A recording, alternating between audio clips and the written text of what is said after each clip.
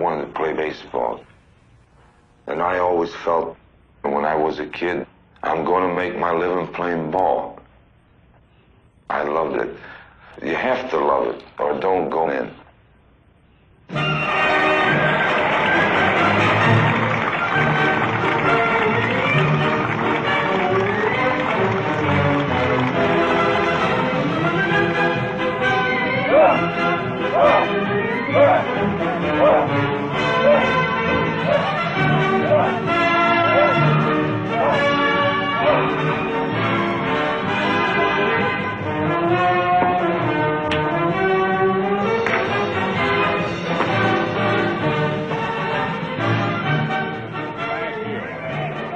First of all, Yogi Berra.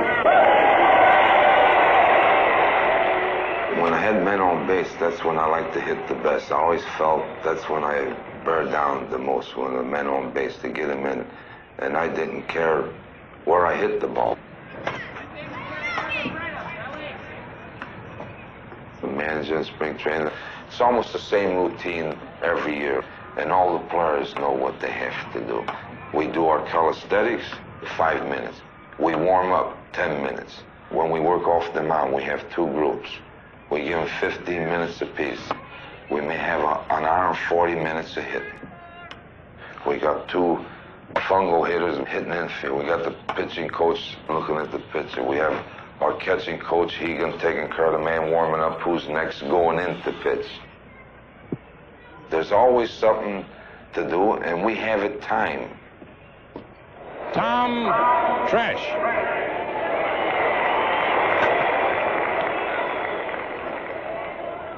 I've always believed that a person should take a stance that's most comfortable for them. I don't like to take a real long stride because I know when I do, my head moves a little. When my head moves, it's pretty hard to see a moving ball if your head's moving too. Most philosophies on hitting state either one hand or the other should be tight. And generally, it's your long ball hitters generally stress strength on the bottom hand. And your line drive hitters, the hitters that go to all fields, squeeze hard with their top hand. I think that also your top hand is your guide hand. That is the hand that's placing the bat on that ball. Your bottom hand is your power hand.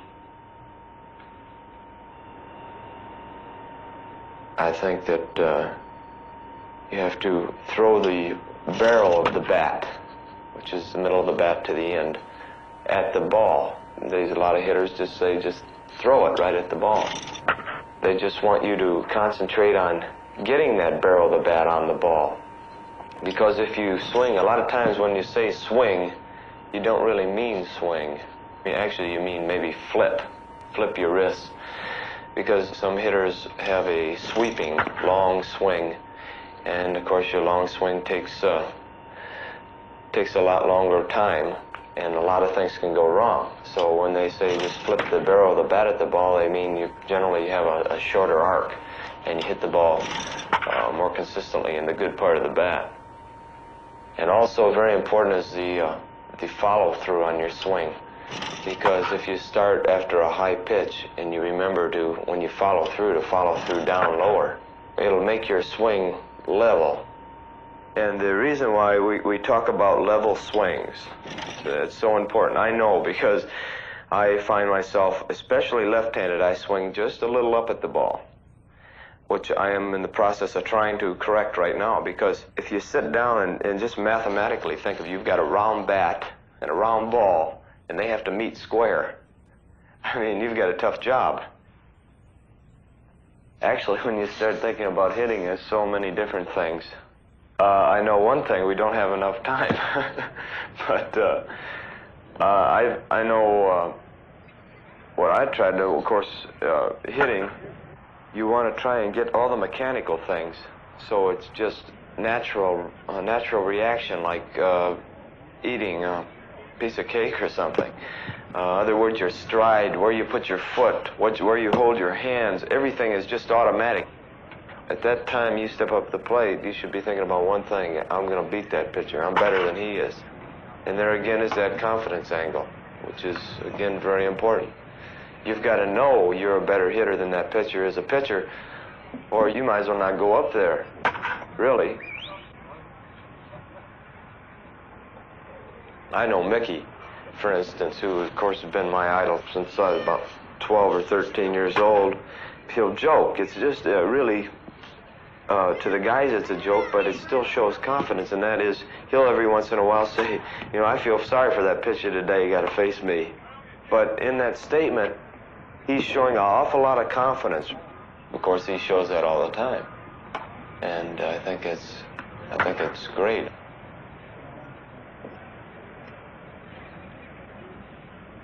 First of all, you don't have to be big and powerful, I don't think, to hit the ball a long ways. If you have the timing and coordination, then you can be a long ball hitter. I have a swing. I think probably the reason I strike out so much is not what you really call a perfect swing in baseball. I have a kind of a from a bottom up swing. They call it an uppercut. And unfortunately, you only have one spot that you can hit the ball. If you have a square or level swing, you have about, I'd say 3 feet more that you can hit the ball. If you're swinging straight up, you only have one point where the ball and the bat crosses. And if you meet the ball, you hit it a lot farther. But it's harder to meet the ball with an uppercut swing than it is with a level swing. If I was telling my children which kind of swing to use, I would teach them the level swing more than the swing like I have.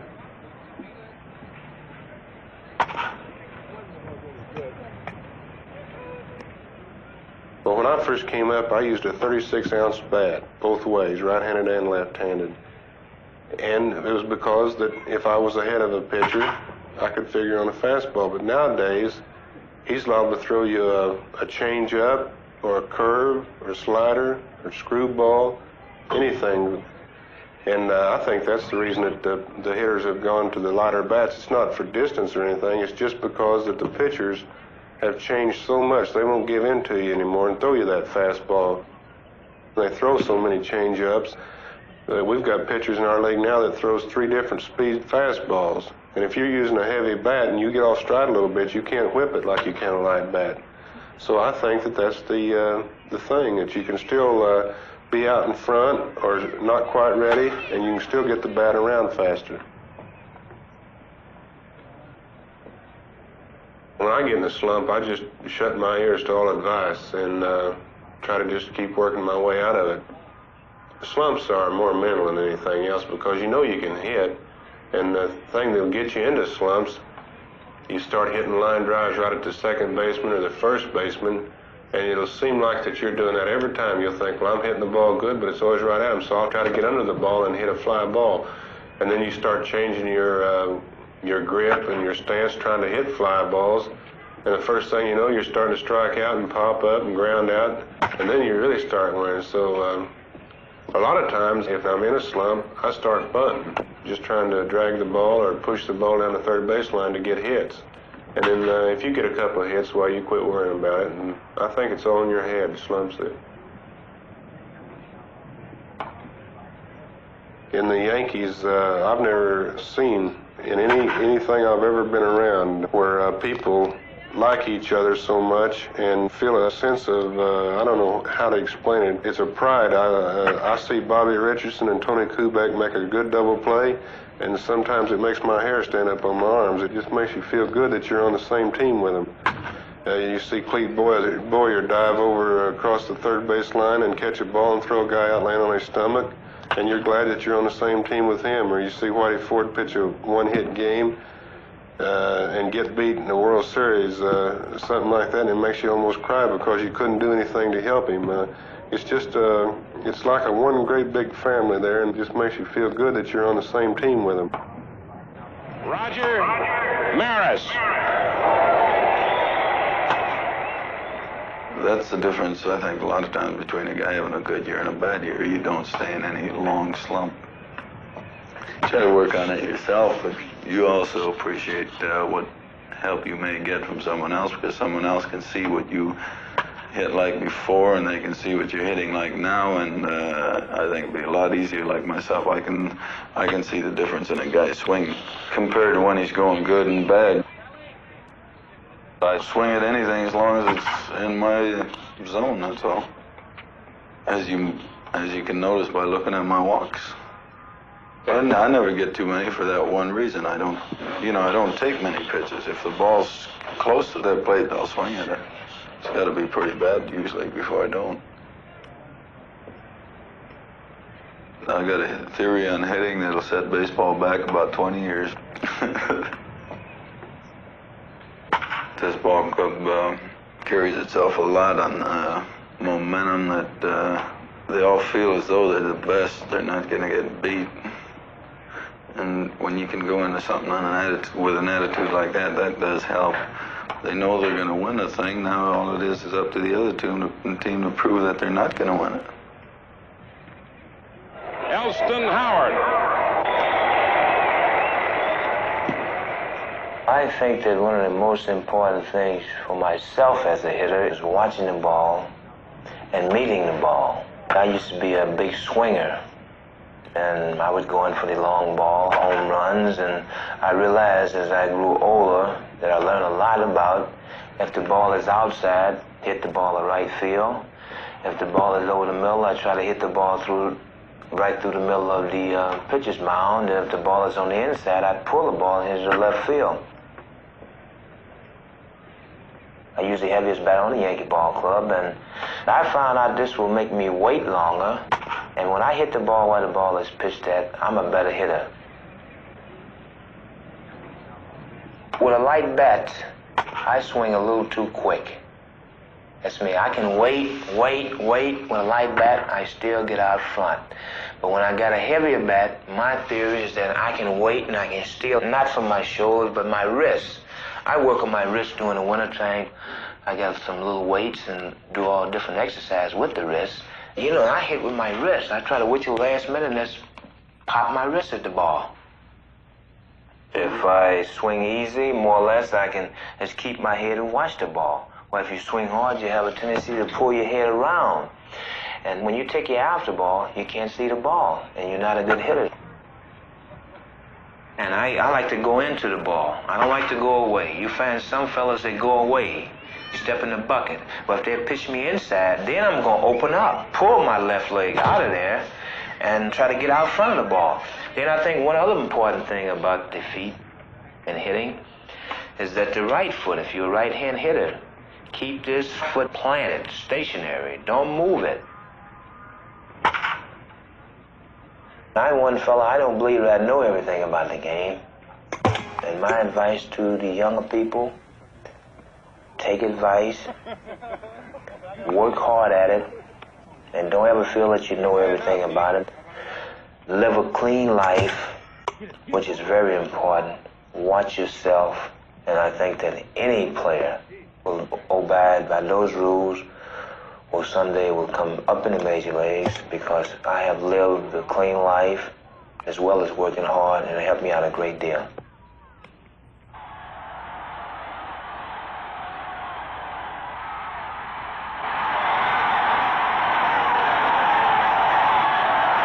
I think there's a certain amount of pride connected with putting a Yankee uniform on. I've never put any other one on, but there is an awful lot of pressure playing with the Yankees. I remember we've had some pitchers come from last place clubs that had good years there we thought would really be good with the Yankees, and they turned out they weren't half the pitcher they were when they were with the last place club.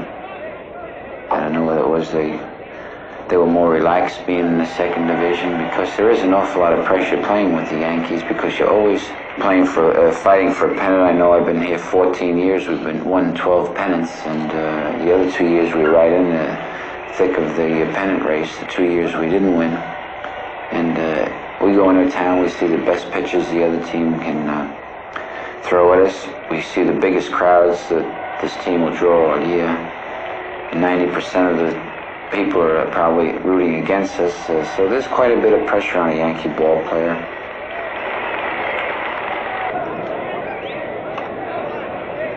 I didn't start pitching until I was 17, until I was out of high school.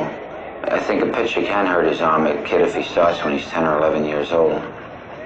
Kids, they come up to me at the ballpark or around home, and they'll ask me how to throw a knuckleball or a screwball. I don't even know how to throw these pitches myself, and here's 11-year-old kids asking me how to throw it, so you know they're going to hurt their arm eventually.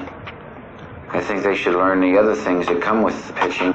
That's why I've told my boys that I just as soon not have them pitch until they get older. I'd rather see them play the infield, the outfield. That way they can learn how to hit, they can learn how to field. And if they're 16 or 17, they want to become pitchers, well, they know how to hit then, bunt, field. And I think a pitcher has no excuse not to be a good bunter. Whether he hits 100 as his batting average, he should still be able to be a good bunter and get that runner over to second or third, as the case may be. But I think it's those other things. I think a pitcher should know how to slide. I think he should be a fairly good base runner. He should be able to know when to go from first to third on a single, or when to tag up and maybe score from third. And I think these are all things pitchers can learn, actually learn. They don't have to have natural ability to do them.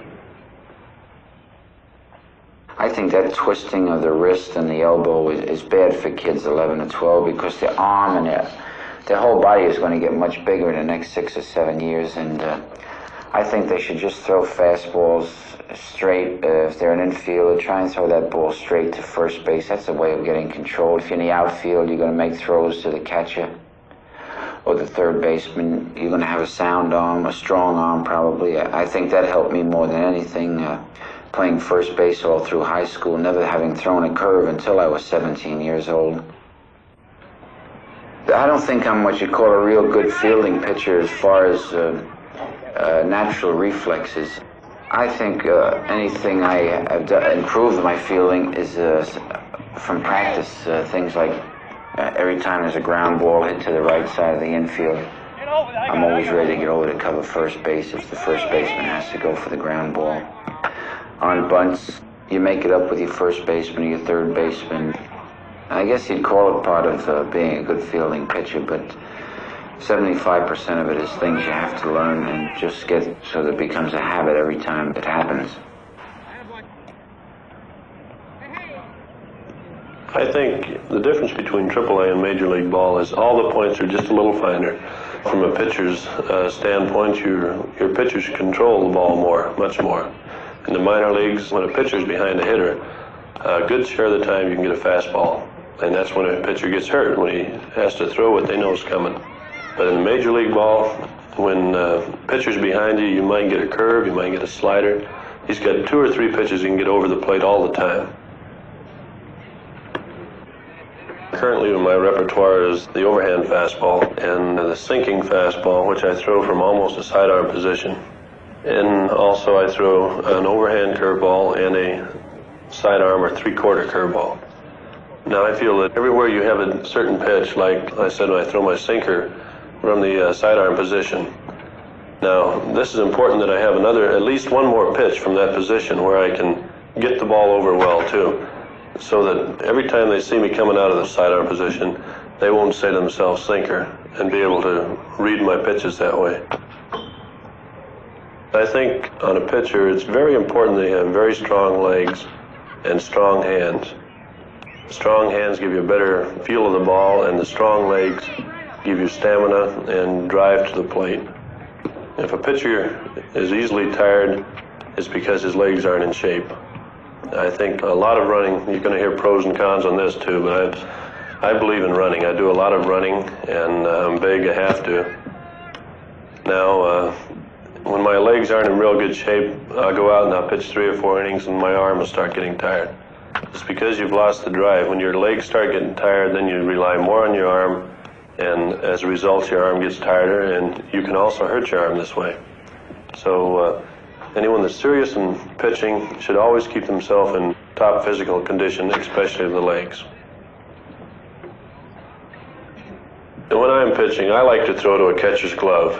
I like to have something that I can see all the time.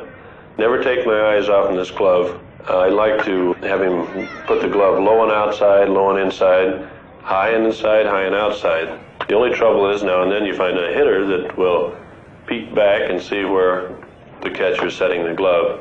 But you can keep them honest just now and then, and set it low and away, and have the catcher low and away, and throw one high and tight, brush him back a little bit. You can keep them honest, and they'll quit looking back. But I think the majority of your pitchers in the big leagues today will throw for the catcher, not at his glove, but at his right knee, right shoulder, left shoulder.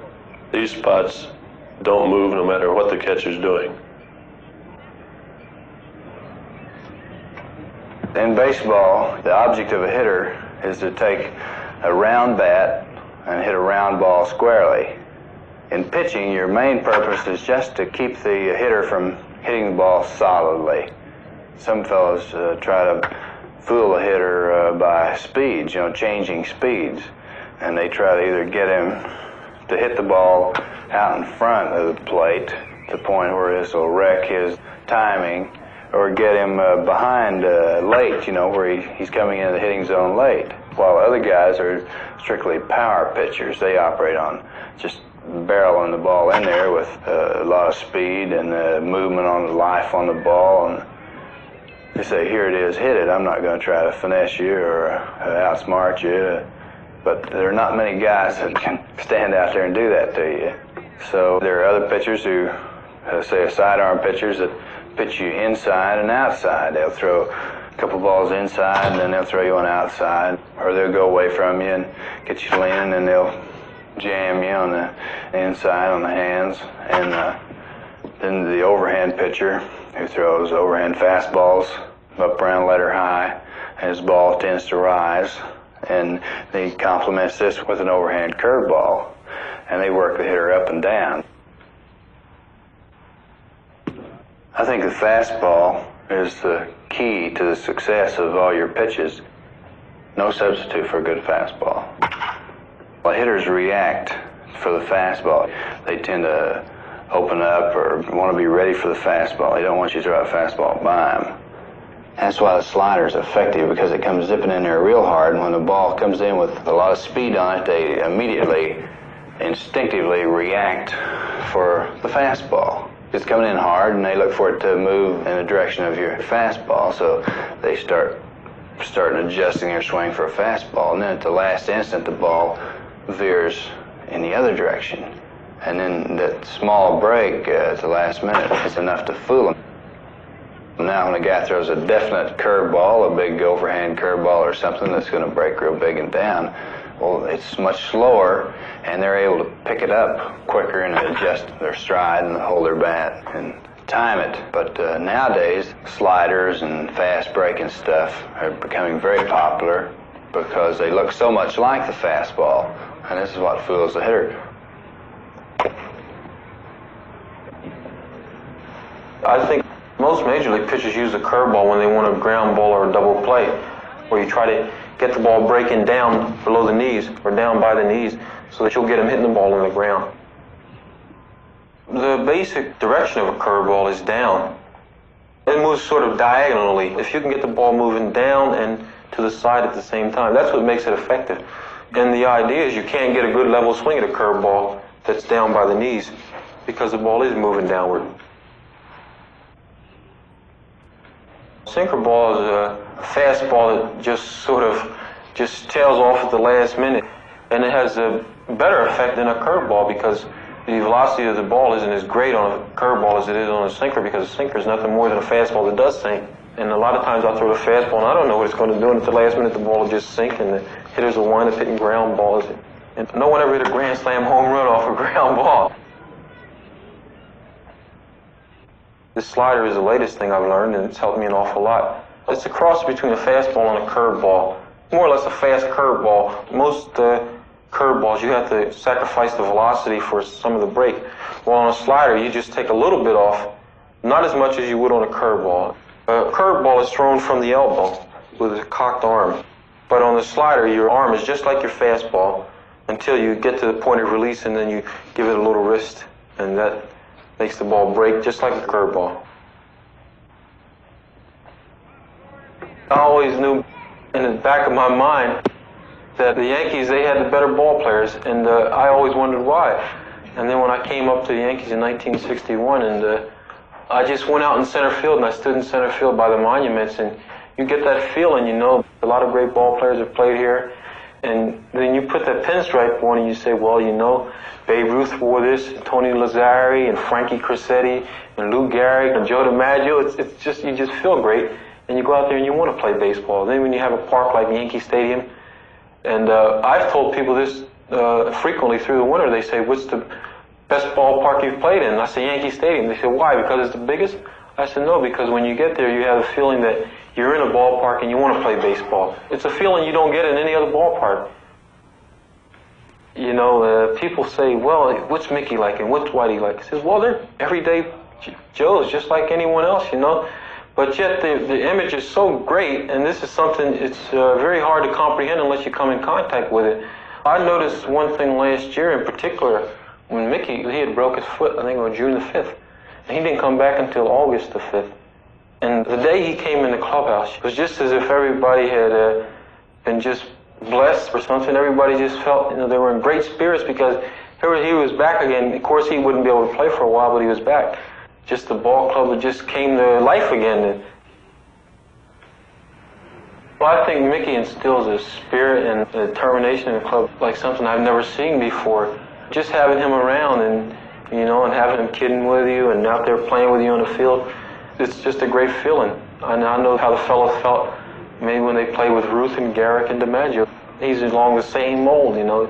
And when he's out there, you feel, you know, you're ready to go get him. He's always putting out that little bit extra, that little bit extra. During the winter when I go home, regardless of how many other ball players are in the city or in that area, then I'm with the Yankees and everybody looks up to me and sort of regards me as being the top or the cream of the crop. And it's a great feeling because they have a great respect for our organization. And I've had people come up to me and say, you know, he says, I don't like the Yankees. And I say, why? They say, well, because you win all the time. I said, well, why do you think we win all the time? Because we want to win all the time. And I just like to say, we're proud to be a Yankee. I've been with the ball club 7.5 years now. I graduated from high school in '53, and of course the Yankees were the one team I'd heard so much about all these years because they'd won, and very naturally I pulled against them because they won so much. But when I had a chance to sign with them, that was a different thing because you naturally want to go with the best, and they were recognized as the best.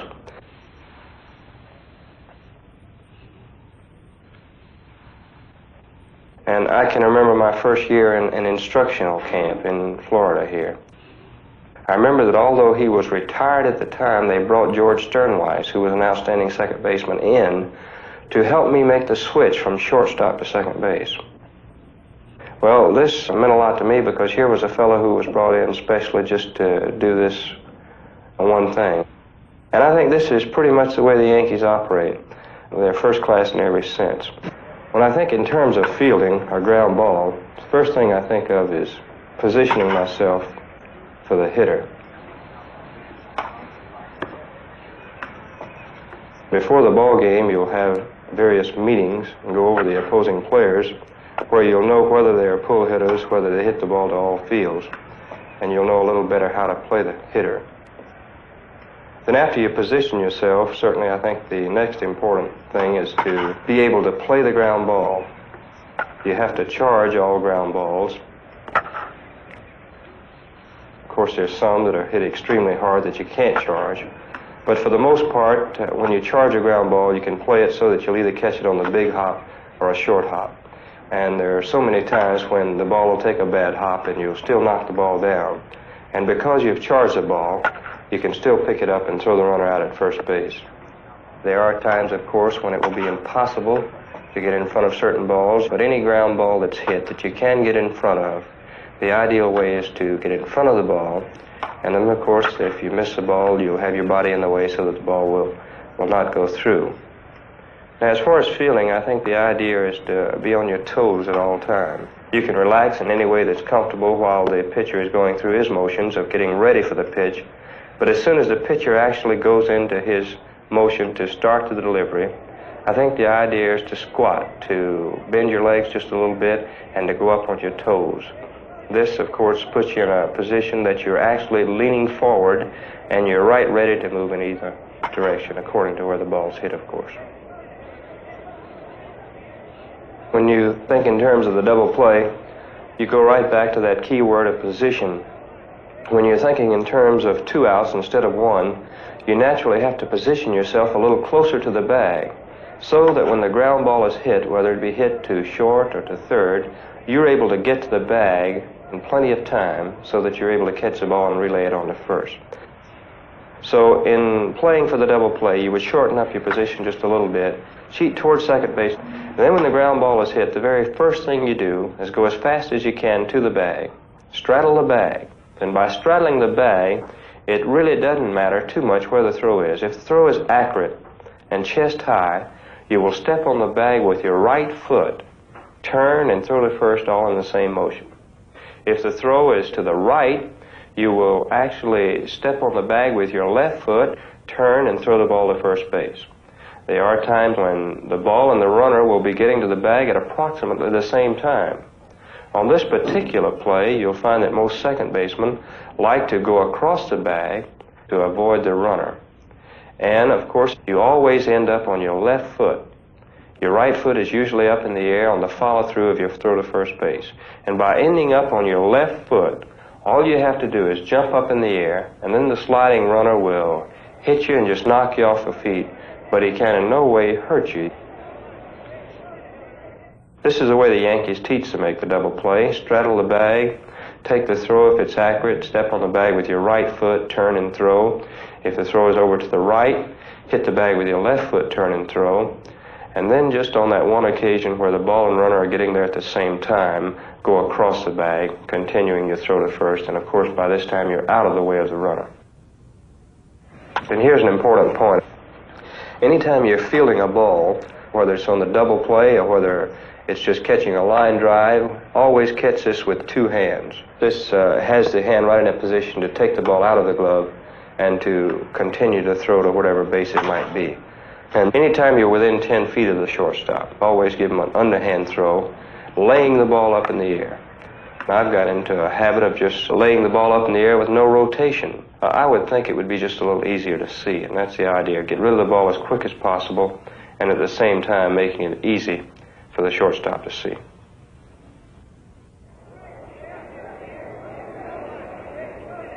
Shortstop is the only position, with the exception of catcher and pitcher, that you're in on every play. If a ball isn't hit to you, you're always on a cutoff play. You're always going out to the outfield in every ball, either to get a relay, to be a cutoff man between second base or third base, or to go back up the second baseman who is going out to right field. You're going to back him up in the event there's an overthrow from the right fielder so that you can get it.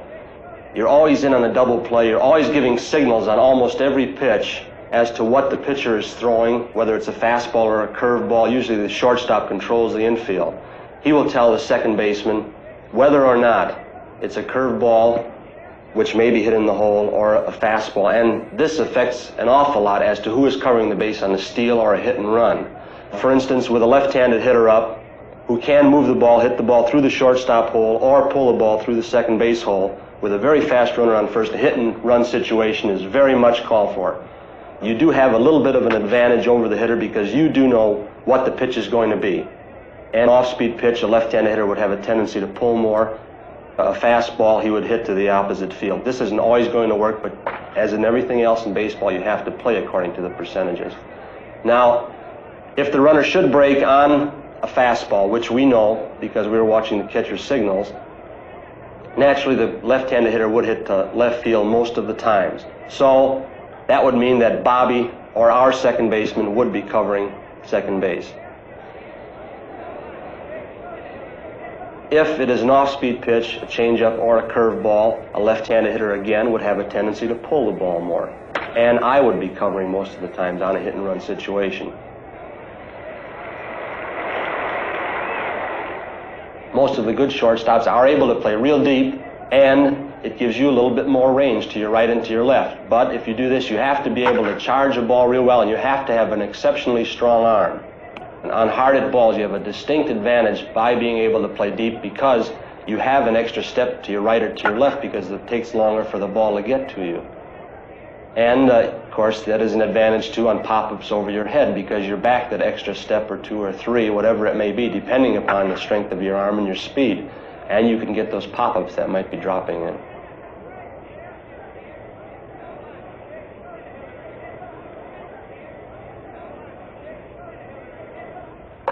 In fielding a ground ball, an important thing is to get down on the ball as low as you can, so in the event a ball should take a bad hop and bounce upward, you can go up with it. If you are standing up straight, and as the ball approaches you, you start going down on the ball, you're going in a counter movement to a ball that would take a bad hop. So you've got to go two ways quickly. But if you are down all the time while approaching a ground ball, should a ball take a bad hop and bounce over your head, you have only one movement.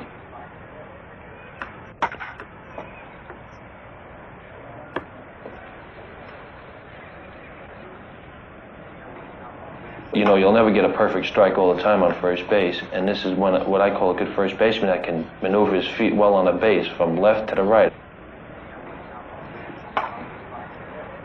Don't ever keep your left or right foot on the bag. Just keep your both feet just around the bag. So when that ball comes to your right, you can shift and put your left foot on the bag and go to your right, or the other way. Now, if the ball is out in front of me, this is the most important thing I think about first base play. You'll have a lot of throws that are in the dirt. Now, the most important thing for first baseman to do is to keep his eye on that ball. A lot of guys have a tendency of turning their head because they think it's going to hit them in the face. You should keep your eye on that ball all the way until it's in your glove. If you're afraid of the ball, then you don't belong on first base, or you don't belong in the game as a hitter or anything.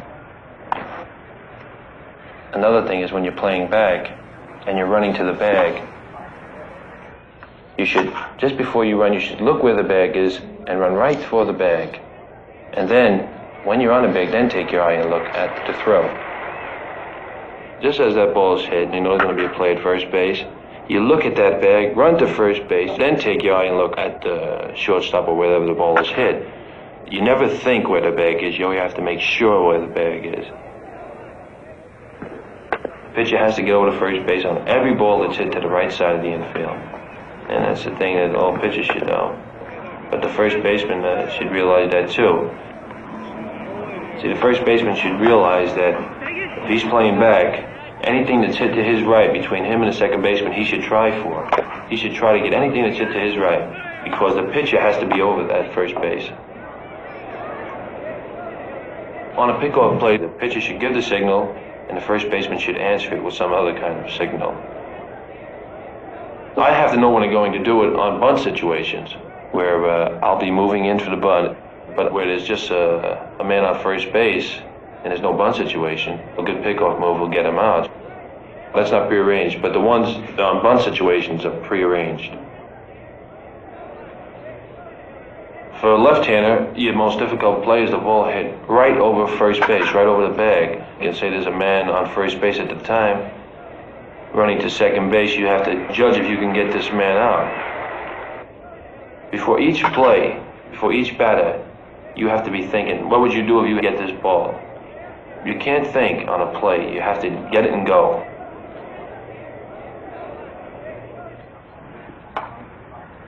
Practice makes a good ball player. For instance, Clete Boyer is out in infield every day taking about an hour's worth of ground balls. And this is what makes Clete the best third baseman in the American League, if not the major leagues. As far as playing the infield, it's not your speed that counts. It's the quickness of getting the jump on the ball. The toughest play I have at third base is when there's a runner on second base, first and second, or anyhow it's a bunt situation, and it's a fast guy on second base, because I have to be ready to go in and get that ball. And yet at the same time, this guy, if he sees me charging, he can steal third base. And that's a play where I can't commit myself until the batter has actually laid the ball down, because there's no way I can break in and then break back to third quick enough to get him. So in that situation, I take a step in on the grass, and I'll put my right foot in towards the batter and my left foot back to where I can see the runner at second base and yet the batter. I'm hoping that the guy will bunt the ball to where pitcher can feel it. But if he bunts it just a little bit hard where the pitcher can't get it, and I'm covering third base, the bases are loaded again. So on a bunted situation like that with men on first and second, you can't say, well, I'm going to let the pitcher get it. You have to say, well, I'm going to charge that ball quick enough and throw that ball to second base and cut that man off at second base. And this is the way you have to play the game. You have to feel like the ball's coming to you. What makes us champions, I tell you, it's a lot of pride. You know, you get to play with fellows like Mickey and Yogi and Whitey, and they can't stand to see anybody beat us. It hurts your pride. It really does when you see a ball club beat us. I see Mickey sometimes, and when a ball club beats us and he knows they shouldn't, boy, it really hurts him personally. I mean, more than a person could believe, and this guy's been up here for about 13 years. And when you take the game that way, then it's got to help the younger ball players. I think it's pride, because we know we're the best. And to be the best, we got to put out a little harder.